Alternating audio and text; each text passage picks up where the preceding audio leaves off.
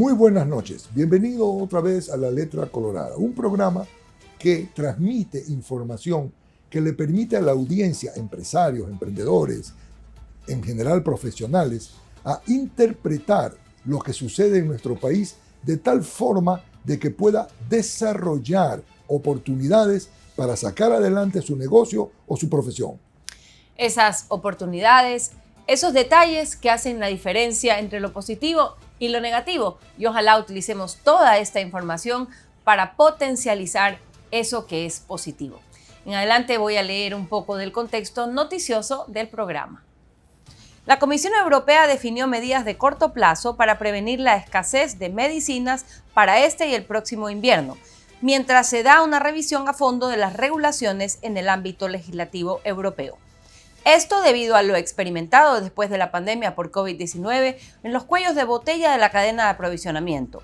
La revisión pretende una mayor cooperación entre Estados miembros para el manejo de la medicina y su inventario. Cada día se vuelve más importante el tema de la coordinación internacional en el manejo de las pandemias. Acabamos de conocer la semana pasada de que en China, por ejemplo, hoy se está experimentando con una nueva versión del virus del COVID-19 que es 100% letal. Imagínense ustedes si no necesitamos una coordinación internacional para controlar esa investigación. Duolingo, 24 millones de personas enganchadas a aprender idiomas con un clic. La compañía tiene unas métricas propias de una aplicación de entretenimiento, no de enseñanza. 83 millones de personas se conectan para aprender una de sus 42 lenguas todos los meses. 24,2 millones lo hacen cada día, 10 millones más que el año anterior. Es la aplicación educativa con más descargas del mundo y el guatemalteco Luis Bon An, uno de sus dos fundadores, no duda en compartir su fórmula secreta como quien predica para que su idea se copie. Fuera de clase, uno solo aprende si está motivado. Y nosotros hacemos todo lo que podemos para que la gente siga regresando a Duolingo. Usamos las mismas técnicas que los juegos móviles y las redes sociales, reconoce el matemático en videoconferencia desde la sede central de la compañía en Pittsburgh. Más claro no canta un gallo. Para enganchar hay que entretener. Y claro, también para enganchar y entretener hay que tener conectividad. La importancia que tiene hoy en el mundo la conectividad es vital para el desarrollo de los pueblos. Arrancaron las elecciones primarias republicanas de Estados Unidos en Iowa. Todo empezó en medio de una tormenta polar y una guerra jurídica contra Donald Trump. A pesar de eso, Trump ganó la primaria con 51% de los votos. Y en otro ámbito, pero sobre el mismo país, Joe Biden, presidente de Estados Unidos, declaró que no apoya la independencia de Taiwán, una vez que el candidato anticontrol chino Lai Ching-te ganara las elecciones democráticas de la isla. Solo para tener contexto, recuerden las tensiones sufridas internacionalmente con la visita de Nancy Pelosi a la isla en los últimos años. El poder de China está sobre el tapete. Aquí es importante, María Sol, resaltar el hecho de que parecería ser que los americanos sienten la necesidad de un liderazgo fuerte, porque los liderazgos fuertes hoy están en manos de Putin y Xi Jinping. Y por eso tiene que ver también con el problema de Taiwán. Entonces, esto es algo que debemos hacerle seguimiento en el mundo, el tema y la necesidad de liderazgos fuertes.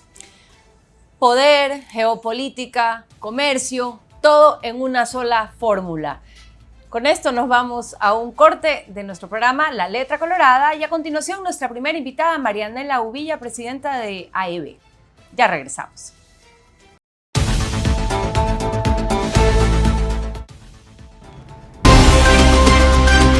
Principios, valores en la sociedad.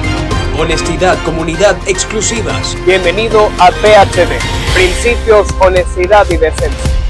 Patriotismo, ideas, objetivos. Realidad social y política. Seriedad, imparcialidad. Todos los hechos, un solo compromiso. No se pierdan PHD todos los sábados a las 7 de la noche por la señal de Vito TV.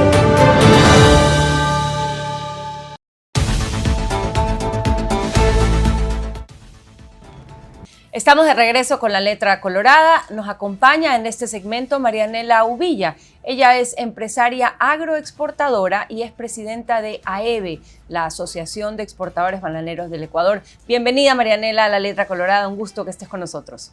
Muchas gracias, Marisol. Muchas gracias a Vito TV, Juan José. Qué gusto poderlos acompañar hoy día en este programa que la verdad está rompiendo récord en los temas coyunturales de todos los sectores agrícolas, de exportación y comerciales. Muchísimas gracias. Gracias, Marianela. Buenas noches. Encantado de tenerla aquí con nosotros. Cuéntanos, Marianela, ¿la exportación bananera crece, no crece? ¿Cómo crece? ¿Cómo está la exportación bananera? Ventajosamente este año vamos a crecer alrededor del 6%, pero eso no significa que nos hemos recuperado. En realidad, si nos comparamos con el año 2021, todavía no llegamos a esos niveles de exportación. Calculamos cerrar en alrededor de 340 millones de cajas, que comparado con el año anterior de 330 millones, vamos a subir 10 millones de cajas. Pero simplemente eso indica que nos vamos recuperando poco a poco. Marianela, ¿qué innovaciones, qué trabajo que se ha hecho en la industria ha permitido ir recuperando el espacio que perdimos durante la pandemia y fortaleciendo la posición del Ecuador como exportador de banano y que a su vez se deriva a otras frutas? Innovación definitivamente son las que el mercado principal, la Unión Europea, nos demanda de innovación en temas fitosanitarios, sobre todo por la restricción de moléculas que hoy estamos teniendo, y eso ha permitido que las distintas industrias de químicos puedan darnos soluciones efectivas. Perdón que le interrumpa ahí, Marianela. Para el público que no conoce, ¿qué significa el tema de moléculas?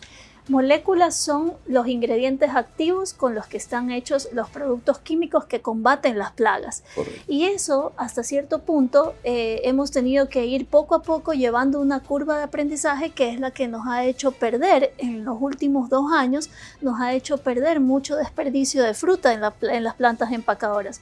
Por ende, el rendimiento ha disminuido, esa merma ha aumentado, pero ventajosamente ya ahora tenemos muchas soluciones que nos ayudan a mejorar esa productividad y a cumplir con esos requisitos de la Unión Europea. Asimismo, en términos de certificaciones, hemos tenido que innovar con distintos usos, como por ejemplo de drones. Los drones agrícolas son otro uso que estamos tratando de implementar en el Ecuador. Hay muchas empresas ya ahora, se está atomizando la industria de ofertas de distintos tipos de drones y también nosotros, bueno, aparte debo decir que como asociación, como clúster bananero que hemos formado, presionamos a las normativas de que se puedan importar drones de mayor capacidad, que son las que necesitan la industria bananera y que ha permitido pues que no contaminemos fuentes de aguas, que cumplamos con esas certificaciones que son las que nos obligan a innovar, a usar agricultura de precisión, a usar reciclajes de aguas con mucha tecnología de otros países y que definitivamente eso es lo que está ayudando a incrementar la productividad en el sector bananero. Cuando usted habla de merma, me quedó sonando, hablas de merma, ¿la merma se queda para consumo interno? ¿Qué pasa con esa merma, esa fruta que no se va? Sí, la merma se calcula que es alrededor del 10%, que son los desperdicios de las plantas empacadoras, y eso es aprovechable para algunas industrias que ya fabrican papillas, puré de banano y que los exportan a distintos países que realmente lo requieren, pero también sirve como alimento aquí para venderlo en la sierra, alimento de ganado, pero no es realmente el producto que va para consumo de los supermercados, sino realmente va para industria o para consumo de animales. Ahora, en la cadena de valor, la industria, el sector bananero, no solo se distingue, no solo ha crecido a punta de mejoramiento, de un costo increíble, de ajuste a las políticas que se exigen del mercado de destino, y que eso pues ha forzado a que Origen se adapte a un costo importantísimo. Y eso a su vez, esa adaptación representa un negocio para un montón de proveedores que alimentan la industria bananera, la exportación bananera, la agroexportación. ¿Qué oportunidades de cara a la innovación se presentan para los proveedores locales que de repente están viendo el programa, tienen un cliente bananero y dicen, bueno, en esto tengo que mejorar, en esto tengo que desechar tal producto y migrar hacia otro? Sí, el encadenamiento productivo que genera esta actividad realmente no la podemos encontrar en otro tipo de productos. Como lo mencionaba Juan José en varias ocasiones, la palabra buque el Ecuador es el buque insignia, porque realmente atraemos esa inversión extranjera. La mayoría de las navieras que están aquí lo están porque tienen la carga y un volumen representativo. Y eso asimismo para distintos ámbitos, como lo mencionabas, de innovación. Yo creo que hay mucho espacio ahorita y que se está dando, por ejemplo, para incorporar dentro de nuestros procesos software diferente, que no solamente los podemos ir a crear a medida, sino que cuando vamos a las ferias internacionales, por ejemplo, nos enseñan muchos sistemas que ya están adaptados para otras frutas. Actualmente, por ejemplo, nosotros dentro de nuestra empresa estamos incorporando uno que se llama Cargo Produce, que está enlazando con las distintas navieras la trazabilidad. Como un exportador carga usa distintos transportes marítimos, en un solo sistema podemos tener eso, podemos incorporar temperatura, podemos incorporar calidad, podemos incorporar todas una data que nos va a ayudar a analizar distintos procesos y lo que queremos del negocio en sí y cómo lo queremos corregir. Creo que hay espacio para ese desarrollo, hay espacio para también para profesionales, inclusive para que la academia pueda cooperar en formar gente en Data Analytics para que puedan venir a interpretar los datos, que es lo que hoy no tenemos en el mercado. Y asimismo en la innovación de agricultura de precisión, creo que hay espacio para eso. En este concepto de el buque insignia de las exportaciones, tenemos hoy varios cambios en el mundo, y particularmente en Ecuador, en lo que tiene que ver justamente con la operación naviera. Tenemos un cambio a la Pozorra, tenemos otro cambio a Naportec, y cómo estamos asimilando ese cambio. Y de una vez te dejo plantear una segunda parte. Tenemos cambios en la geopolítica y tenemos todo un proceso hoy crítico de aprobación de tratados de libre comercio con China y con Corea, que abren el camino para estos buques insignia, que lleva a su vez toda una exportación de productos ecuatorianos. ¿Cómo ves este proceso dinámico de cambio que se está dando en el mundo? Bueno, la industria bananera ha cambiado muchísimo en toda su historia. Hoy que estamos trabajando la mayoría de las exportaciones contenerizados, la atracción de la diversificación de los países a los que exporta Ecuador, que inicialmente eran solo la Unión Europea y Estados Unidos, y ahora estamos diversificados en más de 65 destinos. Eso ha permitido que también se atraiga mucho la inversión extranjera de las distintas líneas navieras. Por tanto, hoy, en un inicio, Pozorja, dolía un poco el hecho de irnos hasta este puerto, pero en realidad más opciones se abren, otras cambia la dinámica de las distintas líneas navieras, empiezan a generar nuevos servicios. Por ejemplo, ahora que tenemos este conflicto geopolítico que está en el canal de Suez, en el Mar Rojo, perdón, no en el canal de Suez, sino en el Mar Rojo, va a permitir, por ejemplo... Pero solo para añadir, afecta el tráfico del canal de Suez, con lo cual es correcto mencionar el canal de Suez. Claro, por supuesto, afecta.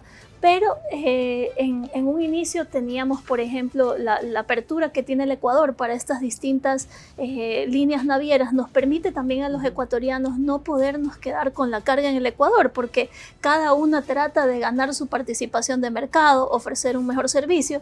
Entonces, no solamente tenemos una, sino que ya tenemos varias opciones y entre ellas hacen que el problema, la competencia genera esa mejora y el querer llegar a ese puerto de destino final que el cliente necesita.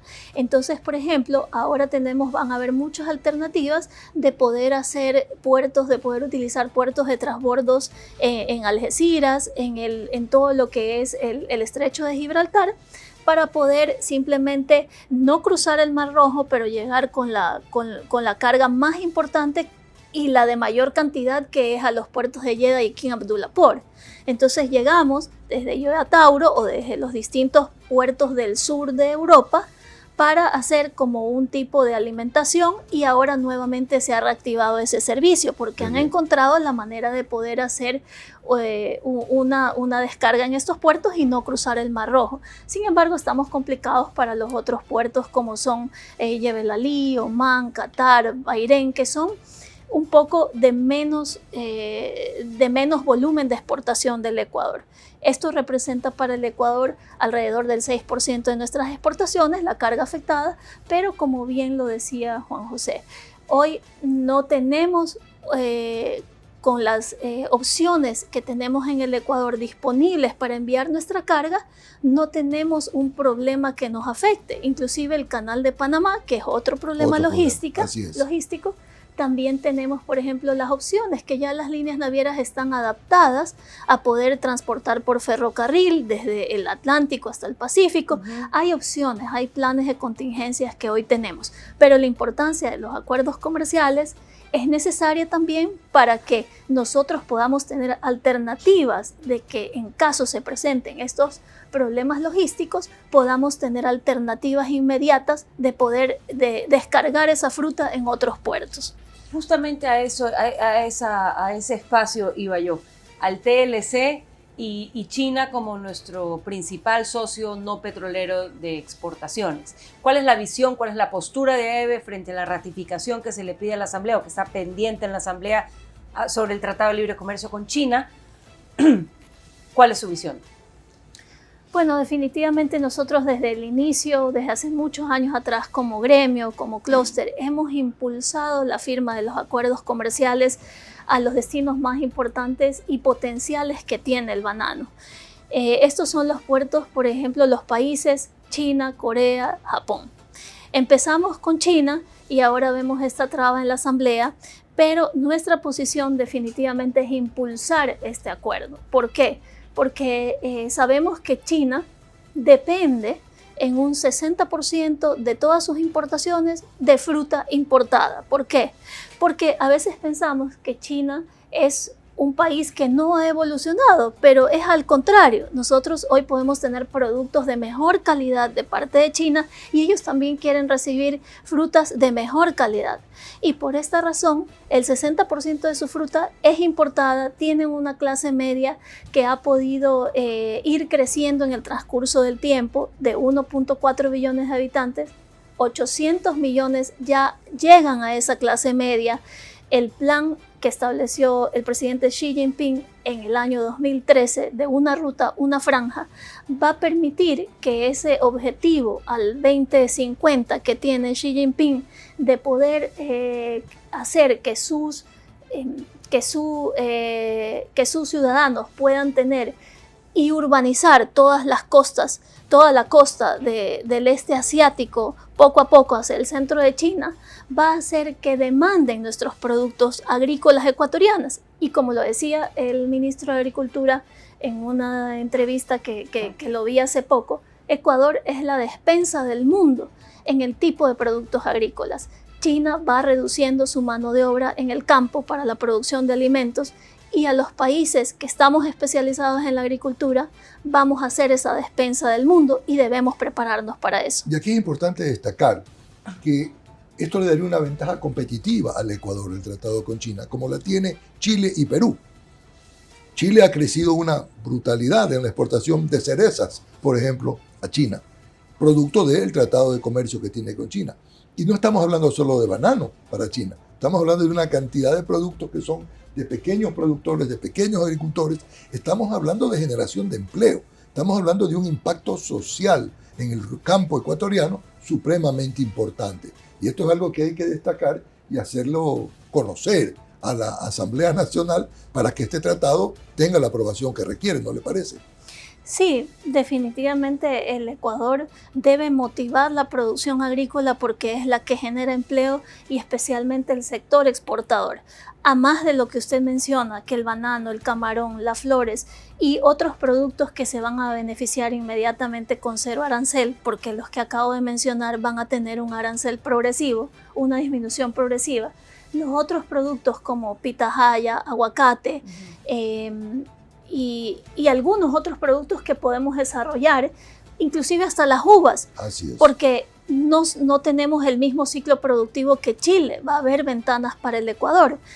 Eso nos va a poder generar y desarrollar en el Ecuador mayor empleo, un mayor encadenamiento productivo, traer mayor tecnología para la producción y poder posicionar nuestros productos en el mundo. Al menos nosotros en Banano hemos podido medir bajo modelos estadísticos multivariados, donde podemos un poco copiar el progreso que han tenido otros acuerdos comerciales en el tiempo. Actualmente nosotros exportamos 15 millones de cajas a China. Eso significa alrededor de 153 millones de dólares en el año. Pero tan solo con este modelo productivo que hemos simulado, podemos llegar a tener en el transcurso de 10 años, con la desgravación progresiva, alrededor de 530 millones de dólares generar por ingreso de banano. Y si nosotros, recordemos cuando tuvimos, perdón que me tome tanto tiempo, con Rusia, tuvimos el problema con Rusia. Rusia obviamente corresponde al 21% de nuestras exportaciones. No teníamos dónde llevar la fruta y esto genera banano 700 millones de dólares. Es decir, que si nosotros en 10 años llegamos a tener 535 millones de dólares por ingreso de banano anual, significa que estaremos parecidos, tendremos otro Rusia potencial, donde no vamos a tener que transitar un canal de Panamá. Ni un canal de Suez. Ni un canal de Suez. Interesante. En el programa anterior de La Letra Colorada, para quien lo vio y si no lo vio hay que verlo, hicimos un especial logístico naviero.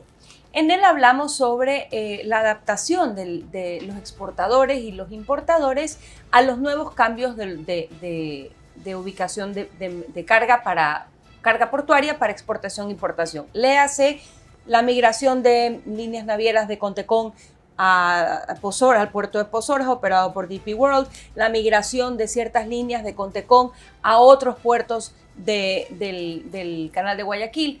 Es decir, un cambio de fichas importante que a su vez mueve hacia atrás la carga, el manejo de la carga logística, que el producto llegue a esos puntos. En el caso de Pozoras hay un incremento de aproximadamente 77 kilómetros en la línea de transporte.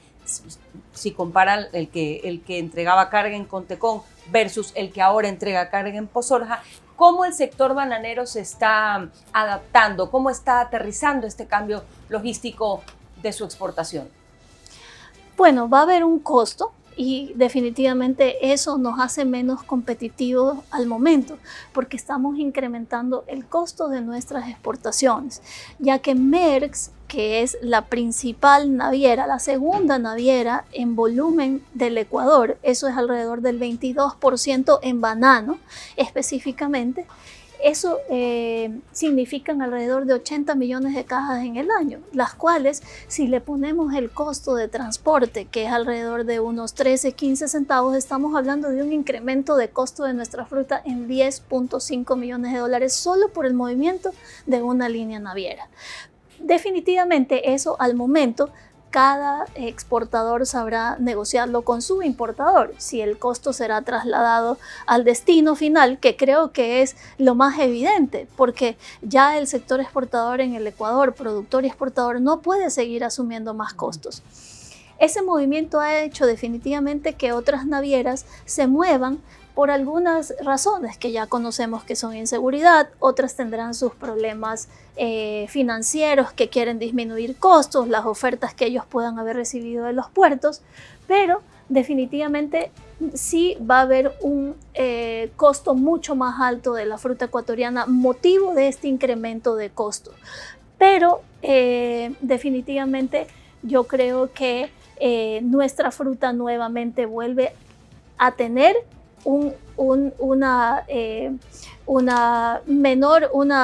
disminuye su competitividad.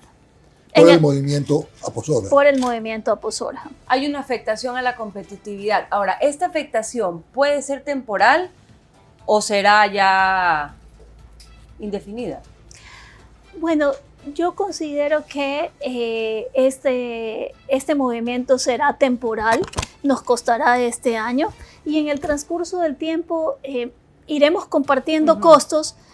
Igual Pozorja no deja de ser un puerto que se destaca por su característica de estar ubicado en una costa y que va a atraer mucha inversión también al Ecuador. Entonces, en el futuro vamos a ver que muchas líneas navieras también irán moviéndose estas fichas y a lo cual el Ecuador, por el hecho de mantener sus exportaciones y continuar en el mercado internacional, tendrá que irse adaptando a este movimiento. Marianela, el sector bananero es un ejemplo, creo yo, para el país de cómo ha sabido adaptarse a las exigencias del mercado. El sector bananero ecuatoriano y para seguir siendo el líder en el mundo en la exportación bananera y a todos los mercados. Para nuestra audiencia, ¿cuál es la letra colorada atrás de ese éxito? ¿Cuál es la recomendación a otros sectores de la economía del Ecuador para que podamos mantener la competitividad y la resiliencia que ha tenido el sector bananero y crecer en otros productos en el mundo?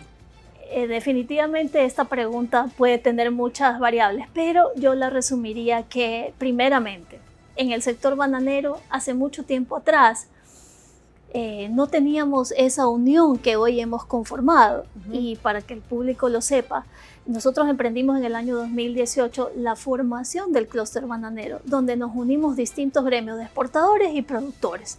Y justo, menos mal, yo siempre digo, menos mal nos agarró la pandemia y la guerra ya con un grupo consolidado, porque fue de esa manera que pudimos articular nuestras distintas ideas y necesidades con las distintas 14 carteras que hacen posible nuestra exportación, con regulaciones, con tramitología, con documentación. Entonces creo que esa unión definitivamente de toda la cadena de valor, porque no solamente somos productores y exportadores, sino también toda la cadena de valor, navieras, portuarias, suplidores de insumos como cartoneras, plastiqueras, logró que nosotros saquemos adelante el producto. Pero yo creo también que otros sectores en el Ecuador y especialmente el sector agroexportador, cuando suceden estos problemas no podemos dejar a nuestra gente, los empleos sin continuar adelante. Eso nos impulsa a todos estos sectores a sacarla y a sacarla, porque no tenemos de otra, sino que es impulsar a nuestra cadena de atrás, a nuestro eslabón de atrás y al eslabón de adelante a continuar, como nos pasó el día martes con el tema de la inseguridad. Definitivamente ese día, el primer día, fue el caos para todos. Tuvimos alrededor, en el caso mío, yo tuve un 50% de efectividad el día miércoles, porque los puertos se cerraron durante 2 horas por prevención, pero estuvimos ahí, nosotros el sector exportador, llamando, impulsando a que esto tenía que seguir, que alguien pueda decir, esta finca no corta, no encuentro el contenedor. Todos teníamos que impulsar hacia adelante. Entonces yo creo que definitivamente esa resiliencia la tenemos en el Ecuador, todos los ecuatorianos, y especialmente puedo decir que este sector la tiene. Perfecto, Marianela. Increíble. Muchísimas gracias, Marianela, por estar con nosotros hoy día, por esta conversación. Hay que sacarla porque hay que sacarla y la unión hace la fuerza. Correcto. Definitivamente. Muchas gracias, Marianela, por su aporte. Gracias por Más la que nada, invitación. audiencia. Gracias. Y con esto nos vamos Gracias. a un corte con nuestro siguiente invitado.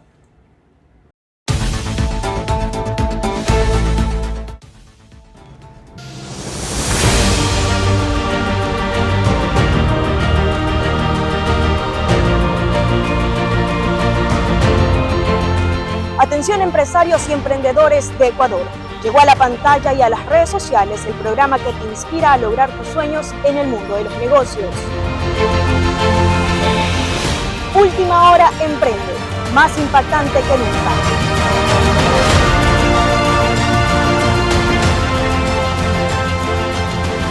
No te lo puedes perder. Última Hora Emprende, más que un programa, la vitrina del emprendedor ecuatoriano. No te lo pierdas todos los jueves por la señal de Vito TVO.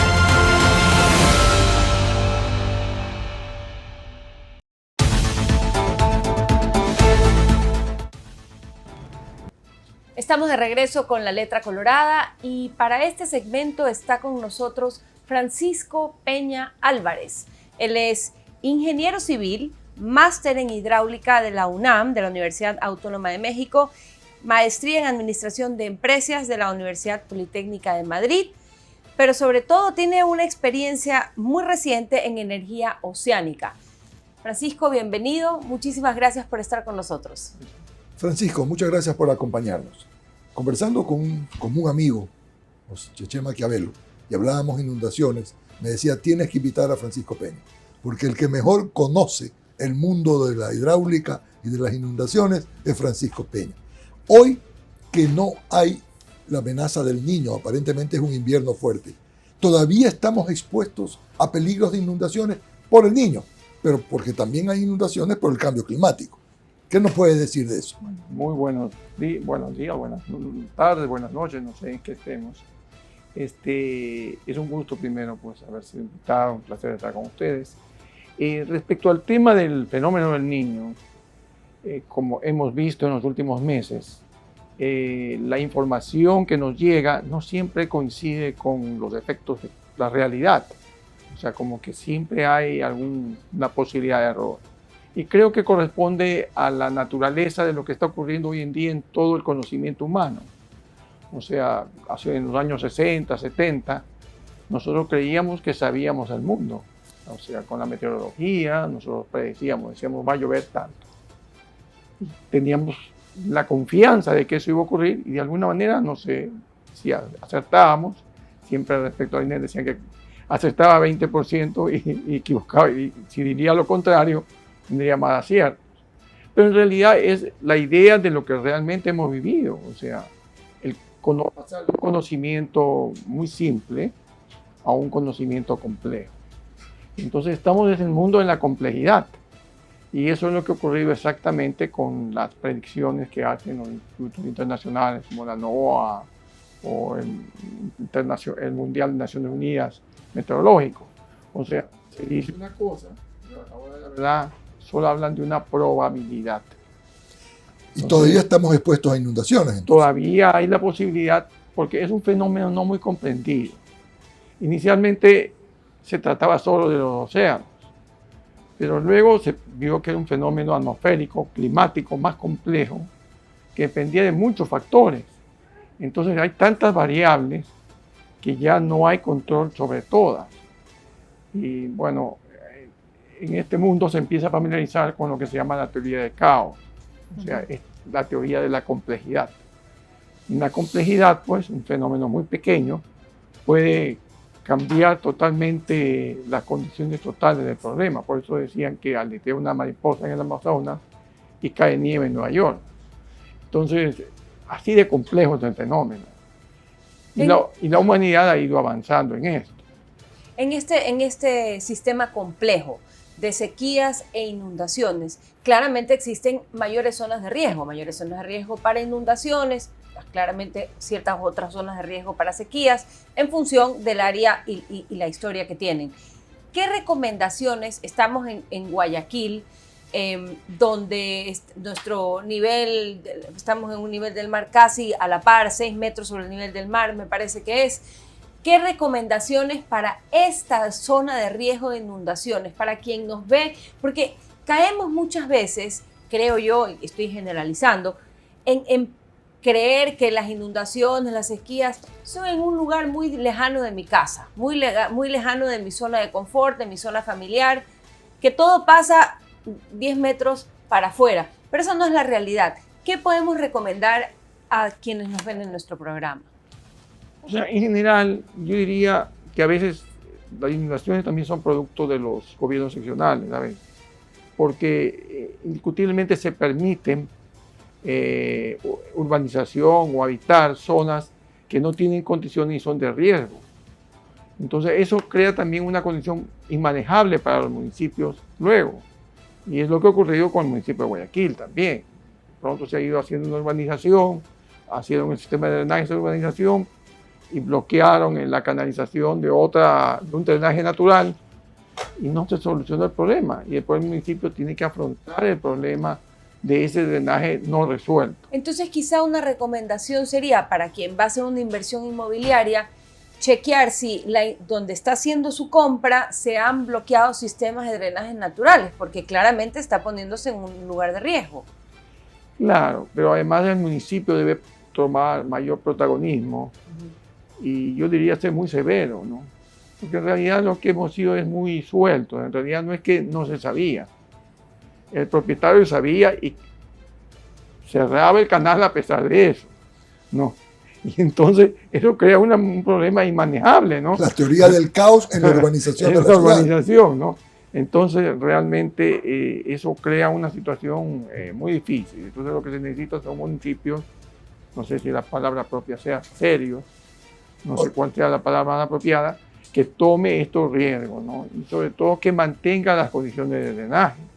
Porque también la presencia humana va generando basura, va generando problemas, y entonces gran parte de las inundaciones son problemas de mal manejo de los sistemas de drenaje naturales o artificiales, ¿no? Ahora, también se ha hablado mucho del dragado en el caso de Guayaquil. Se ha hablado mucho del dragado y se ha hablado mucho también del aumento del nivel del mar debido al cambio climático. ¿Cuánto realmente va a afectar a la ciudad de Guayaquil, sea el aumento del nivel del mar como el tema del dragado?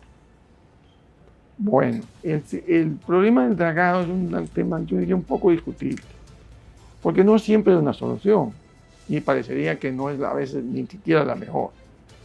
O sea, a veces, por decir, yo me recuerdo, yo fui diseñador de la presa de Doble Pipa y una de las cosas que se planteaba es la operación de la presa para mantener un cierto caudal puntual, de manera que se haga en forma natural el drenaje. Es decir, como en un baño uno jala la válvula, se va todo. Debería haber una política de las instituciones que manejan las aguas. Por ejemplo, en este caso hay un control con una presa para controlar que se mantengan ciertos caudales, que mantengan ciertas dimensiones de canales. Ahora se han dejado tapar, se ha dejado asolvar, que se llama, lo llamamos nosotros. Sí. Entonces se llenan los niveles bajos y ahora si uno abre la válvula se riega todo. Claro. Entonces ahora habría que tener una política, se podría mantener eso, pero habría que previamente hacer un estudio y mejorar las condiciones de donde va a haber desbordamiento, donde va a haber, donde los canales tienen que tomar su forma, pero debería ser en forma natural. O sea, no debería ser una inversión, es absurdo que estemos dragando. Correcto. ¿Y el tema del nivel del mar por el cambio climático? Bueno, el cambio climático es un tema bastante discutido, pero indiscutiblemente que va subiendo el nivel del mar. El continente americano tiene isotropismo positivo, nosotros emergemos todavía. Perdón, que expliquemos a la ciudadanía qué es isotropismo positivo. O sea que el continente todavía está ascendiendo. ¿Ah, sí? No, nosotros todavía estamos saliendo del mar. Pero si hay deshielo, si hay situaciones negativas, indiscutiblemente las zonas bajas. Pero la velocidad del deshielo es superior a la velocidad en que el eso habría que evaluar, eso habría que evaluar. Justamente eso no lo hemos hecho en el caso de Guayaquil, no. Pero se calcula que dependiendo del manejo que haga la humanidad, digamos así, hasta el año 2100, podría subir entre 30 y 1 metro y pico, ¿no? El agua. Pero eso depende de cómo manejemos, ¿no? Claro. Y el ritmo va a depender justamente de cómo se maneje eso del carbono, ¿no? Que además es más complejo que lo que yo diría lo dicen los organismos internacionales. Porque no es lo mismo, digamos, yo no sé por qué, pero por algún motivo se ha dado como mucha importancia solo al CO2. Pero el efecto invernadero más es por el agua, o sea, por la humedad atmosférica, y más por metano, por ejemplo, ¿no? Más que por el CO2. Más que por el CO2. Entonces, sin embargo, el CO2 es lo que más se supone que interviene el hombre. Sí.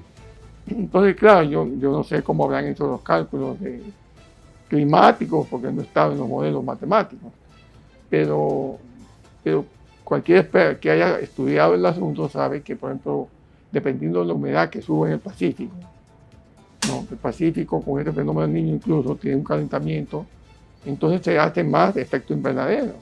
Suben las temperaturas globales en el planeta, ¿no? Y dependiendo de hasta de cuánto popó hacen las vacas, ¿no? Correcto. Que son las que generan metano, Claro. ¿no?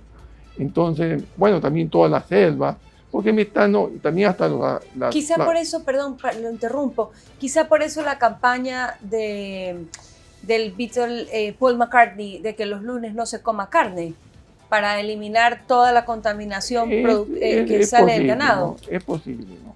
Porque, por ejemplo, en el Amazonas hay un efecto invernadero horroroso que genera la misma evapotranspiración, ¿no?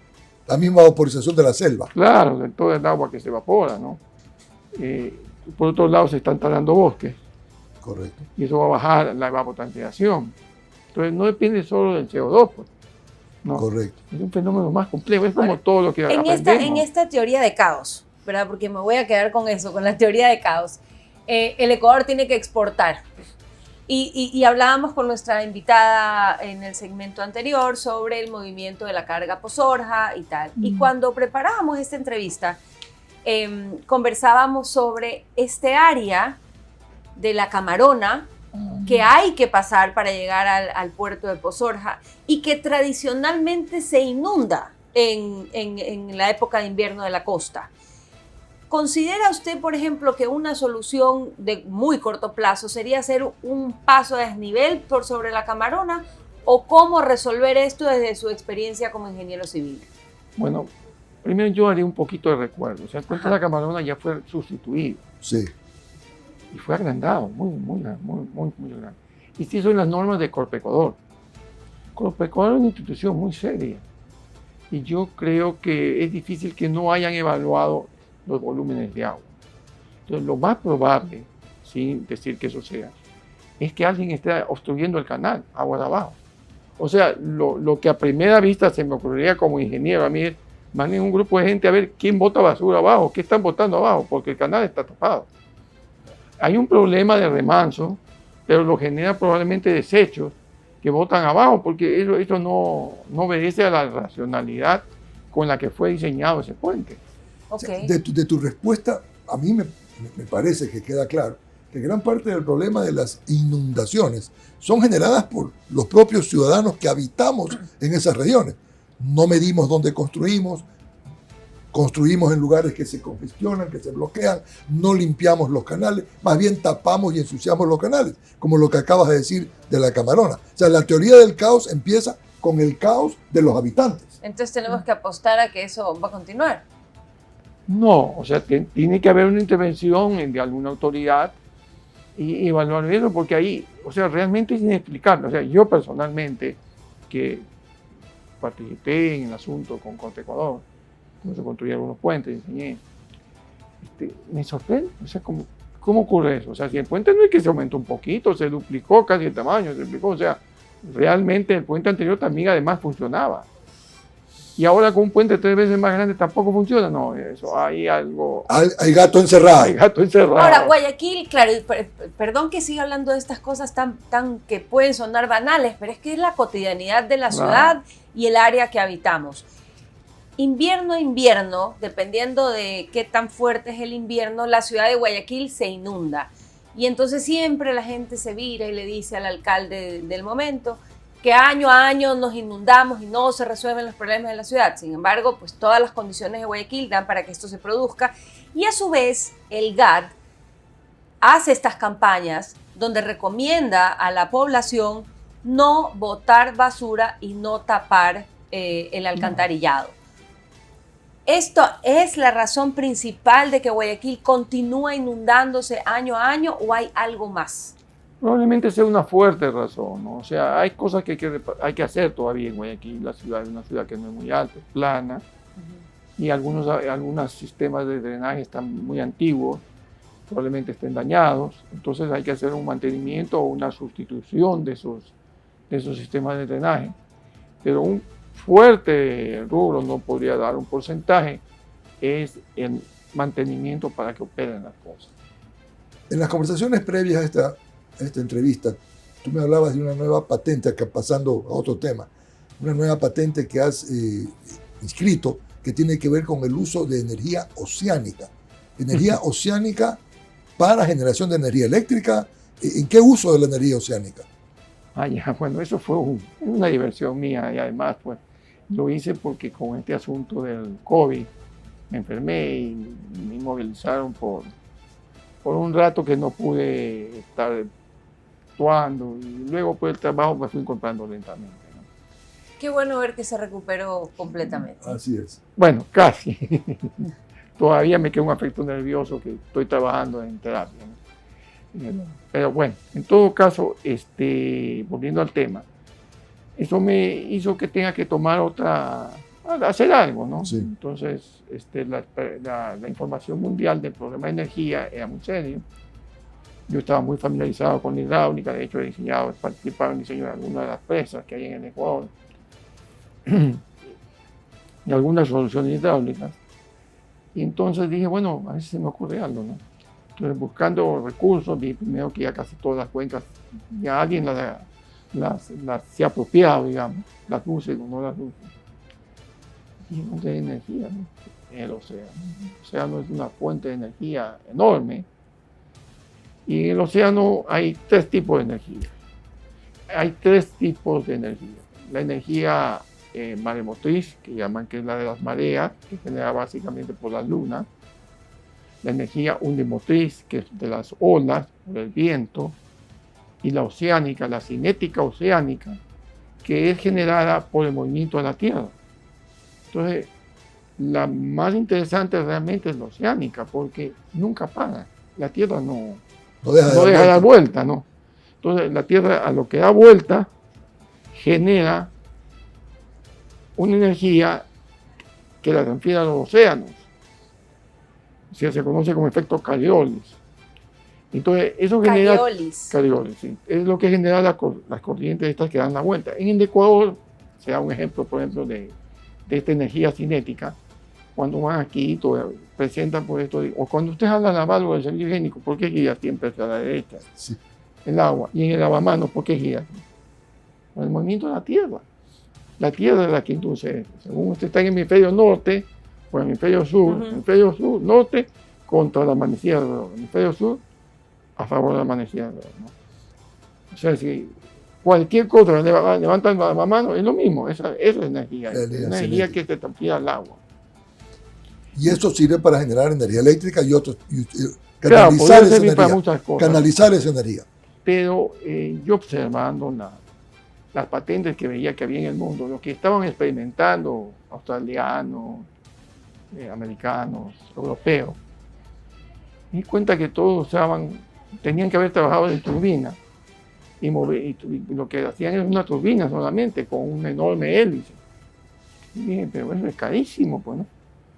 ¿Por qué no transformar la energía cinética oceánica en energía potencial? Bueno, eso para la gente que está en energía.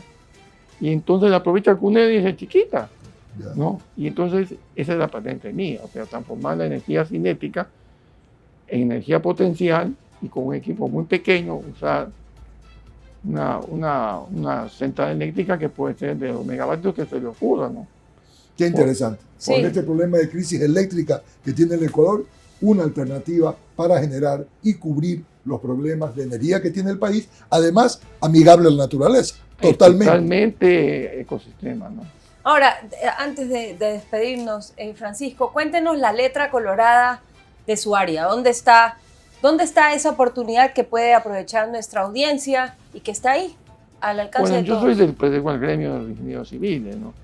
Entonces, indiscutiblemente, los ingenieros civiles tienen varias áreas, desde vías, pasando por edificios, y lo que yo trabajo, que es hidráulica y sanitaria, que son todo el asunto de los temas de la ciudad, ¿no? Mantenimiento. Pero en función del contexto, ¿dónde hay una oportunidad? Por ejemplo, en la ingeniería civil de construcción de vías, ¿dónde hay una oportunidad? ¿Dónde hay un detalle a tener en cuenta que de repente no lo estamos tomando en cuenta? En el Ecuador. Sí. Yo creo que energía misma, por ejemplo, en el área que yo estoy, yo veo que no estamos aprovechando la cantidad de energía que tenemos, ¿no? O sea, que hay energía solar, hay energía eólica. Energía oceánica. Energía oceánica, ¿no? Las energías limpias. Las Las energías energías limpias. limpias que en Ecuador tiene un Langley, que es una cantidad de energía solar que no tiene ningún lugar en la Tierra, ¿no? Solamente Langley. en el Ecuador. Sí, un Langley. Langley es el medidor, Es una unidad como metro. como método de la energía solar. Sí. Muy bien, bueno, Muy entonces interesante. aprovechar pues nuestro alto nivel de Langley. Así Muchísimas es. gracias, Francisco, por estar con nosotros en La Letra Colorada y Sí. toda la información que nos ha podido compartir. Muchas gracias, Francisco. Muchas. Gracias. Con Bueno. esto nos vamos a un corte y nuestro segmento de conclusiones.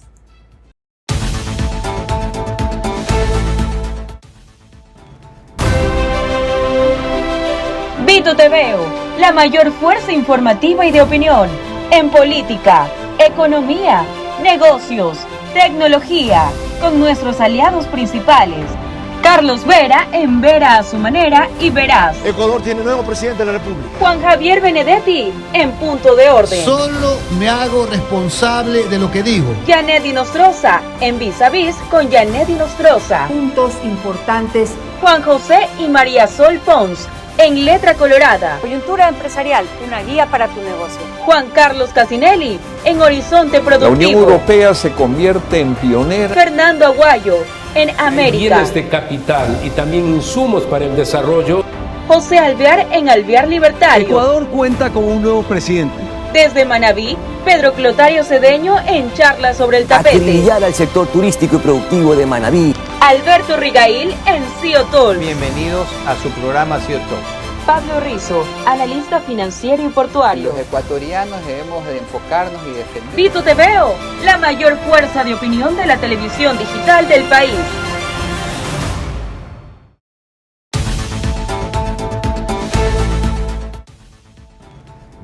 Estamos de regreso con La Letra Colorada en nuestro segmento de conclusiones.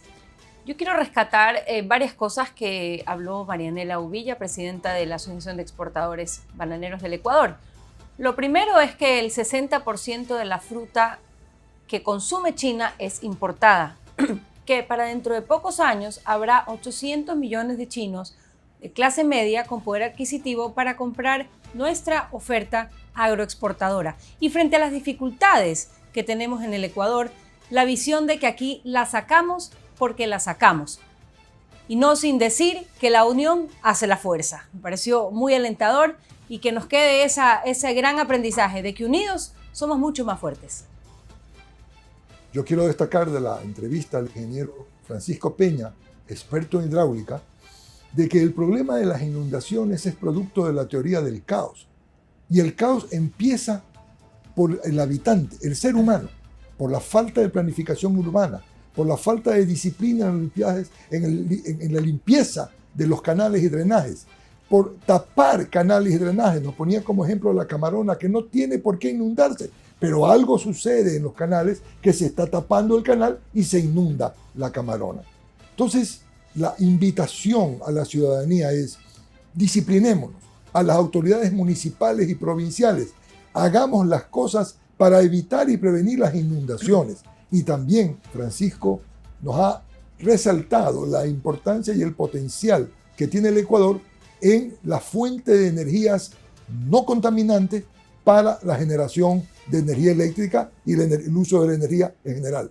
Empezando con la oceánica, tema en el cual él ha ya introducido una patente para el uso de la energía oceánica cinética. Con esto nos despedimos del programa de hoy, no sin antes recordarles que nos sigan en las redes sociales @laletracolorada, en Instagram, en TikTok y en YouTube. Gracias por su sintonía y muy buenas noches.